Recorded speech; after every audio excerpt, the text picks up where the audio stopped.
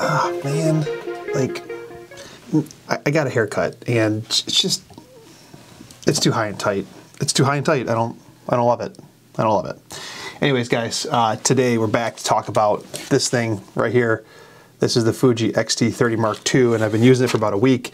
And I want to give you guys a little bit of feedback on what I like and what I don't like so far with this camera. And I'll be, spoiler alert, I like mostly everything. There's only one or two things that I wish were different. And let's just start with how I've been using it 99% of the time. And it's like this. You guys see this right here? This has got the 27mm f2.8 pancake lens on it. It keeps it super small and compact. Now, it came with the 18-55. I'm using that to record me right now in video on the XH2S. But I've been putting this on there and it hasn't really come off because the way I use this, I have been using it, is like I use my film camera. Now, you guys may have seen this very often on the channel, but I have this little Olympus stylus, whatever this is. And I love this thing, little 35mm f2.8 lens, got a little flash in it. We got this loaded with some Acros 100 right now. And I will put this either in my pant pocket, like that, or in my jacket pocket. Now, the problem with the XT30 Mark II is that when it's like this with the 27-8, is it doesn't truly fit in your pant pocket. So that's a downer, and that's a downer if you compare it to something like maybe the Ricoh GR3 or something like that. However, this is my hockey jacket. I wear this when I'm coaching. My son's been playing in a tournament this weekend, and so how I do wear this is even when I'm on the bench coaching my son, I take this and I jam it right here in the pocket. And it just lives there. It lives there, and it's perfect because then, you know, I'm on the bench, I got this little pancake lens, boom, pulled out, and I can take a few shots, and then I put it away, and life is good. Now, the way I want to view this camera or talk about this camera is in comparison to like another alternative in the Fuji lineup, which is the XE4. Because I had the XE4 and I really, really liked it, especially when you added stuff like the grip, the thumb grip, and then also like the front grip, so you got more stuff on it. Comparatively, I would say the XE4 is too stripped down in many, many ways. For one, it no longer has the flash on it, which I use a bunch. I like it and I love it. And I think if you're gonna have like a portable setup, then this is something you always want. However, one of the drawbacks is, and I have to correct this from my earlier video, is that this right here, the Fuji EFX8 little mini flash, this will not work on this camera. The reason why is because there is, let's see if I can get this to focus right here. There's no gold pin. Oh, there's my focus camera. There is no gold pin on the hot shoe of this camera. If you look at the pin setup on the bottom of this compared to the pin setup on the top of the XT30, you'll notice that it doesn't line up perfectly.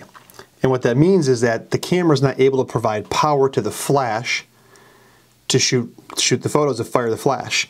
It's because it's already doing it right here. Now, if you were to use a regular flash, like a Godox, which powers itself as batteries, no problem. Obviously, the camera communicates nicely with it, not a big deal. But this little EFX8 flash does not work. On the XE4, it did. So that's one thing to note. That's one difference, one negative difference. However, I don't know if it's a big difference because you have this right here. And the reality is that this EFX8 is now broken. This EFX8 only has two modes, off and on. There's no swivel, there's no bounce flash. So really, you're not losing much compared to what's already built in here. And just like all Fuji stuff, the TTL stuff works really, really well. Okay, that's number one. Number two, the XE4 no longer has this, the SCM switch or dial in this case. And I like this a lot on the Fuji cameras. So I think this is a positive. Number three, or whatever number I'm on, this right here, this grip. The XE4 is more plasticky in its grip. This has got a much better rubber texture to it, and it's got a little hump right here, so you have a little something to grab onto. And comparatively, I would take this body setup all day over the XE4, with one caveat.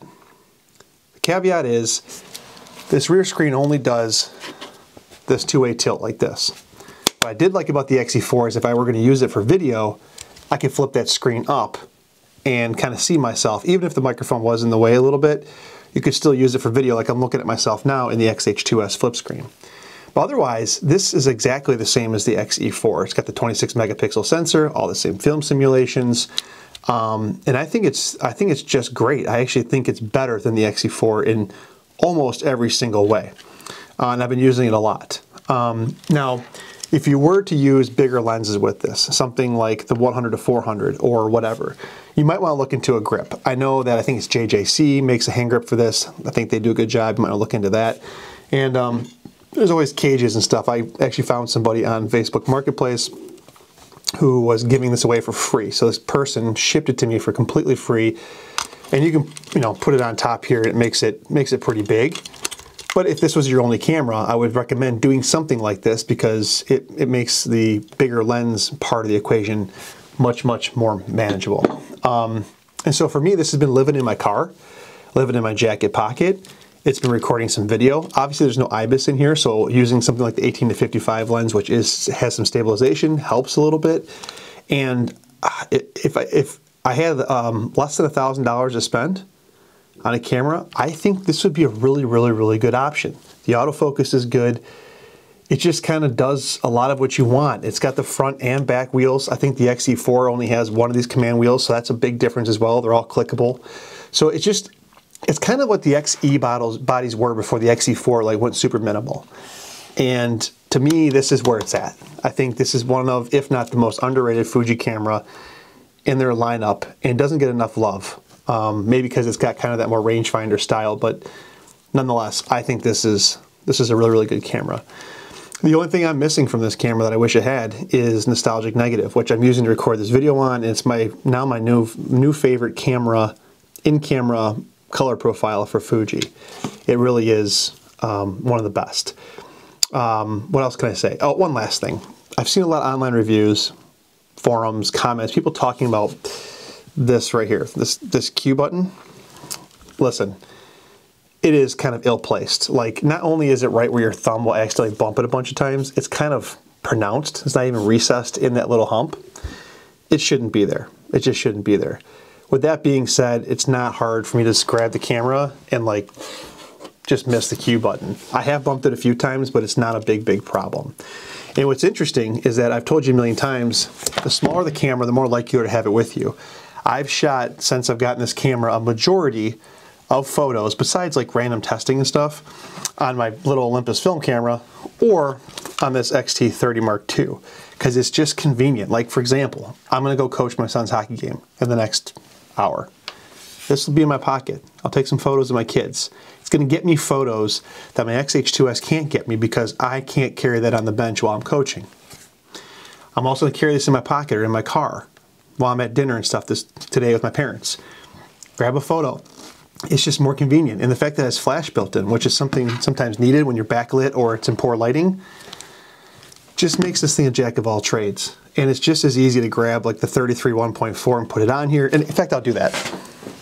Here are what two other lenses look like on this camera. So we'll take the 27 off, like that.